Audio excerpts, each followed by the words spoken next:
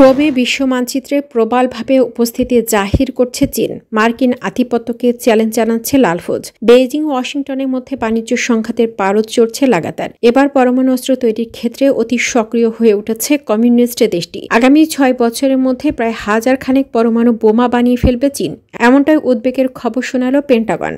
চীনের অস্ত্র ভান্ডার নিয়ে স্পষ্ট কোনো ধারণা সহজে পাওয়া যায় না, তবে দেশটির প্রতিরক্ষা বাজেট দেখে লালফৌজের গতিবিধির কিছুটা আভাস পাওয়া যায়। কয়েকদিন আগেই প্রতিরক্ষা বাজেটে 330 থেকে 450 বিলিয়ন মার্কিন ডলার বরাদ্দ করে বেইজিং, কিন্তু আমেরিকার দাবি খাতা কলমে বেইজিং যাই বলুক, সামরিক খাতে আসল খরচ অন্তত 40% বেশি, যা দিয়ে অস্ত্র ভান্ডার সম্প্রসারণের পরিকল্পনা করা হচ্ছে। পেন্টাগনের রিপোর্টে দাবি করা হয়েছে 2030 সালের মধ্যে চীনের হাতে চলে আসবে 1000 খানেক আণবিক হাতিয়ার। তবে এই পরিস্থিতির মোকাবেলা করার জন্য আমেরিকার নবনির্বাচিত প্রেসিডেন্ট ডোনাল্ড ট্রাম্প একেবারে প্রস্তুত। চীনকে শায়েস্তা করার জন্যই তিনি পররাষ্ট্র সচিব হিসাবে ম্যাক্রো রুবিও ও জাতীয় নিরাপত্তা উপদেষ্টা পদে মাইক ওয়াল্টসকে মনোনীত করেছেন। উল্লেখ্য, 2018 সালে চীনা পণ্য আমদানিতে 250 বিলিয়ন ডলার শুল্ক আরোপ করে আমেরিকা। সে সময় প্রেসিডেন্ট ছিলেন ট্রাম্পই। পরবর্তীতে জো বাইডেন আমেরিকার মসনদে বসার পরও এই শুল্কের পরিমাণ কমেনি। এবছর নির্বাচনের আগে ট্রাম্প হুঙ্কার দিয়েছিলেন যে ফের ক্ষমতা এলে চীনা পণ্যের উপর শুল্ক আরও বাড়াবেন,